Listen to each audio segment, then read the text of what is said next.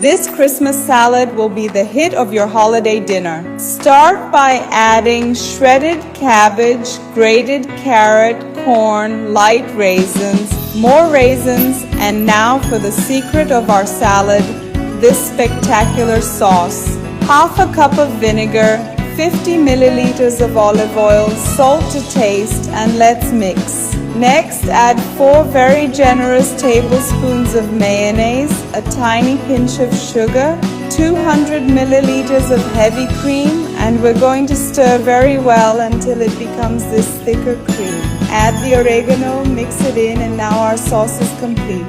Simply add it to the salad and combine it with the remaining ingredients. Following that, transfer the salad into a serving platter, spread it out uniformly, and now grab some cashew nuts, the amount to your liking, and we're going to lightly toast them here in the frying pan. It only takes a few seconds.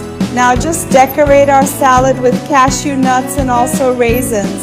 And look at this marvel, folks. This salad is a success.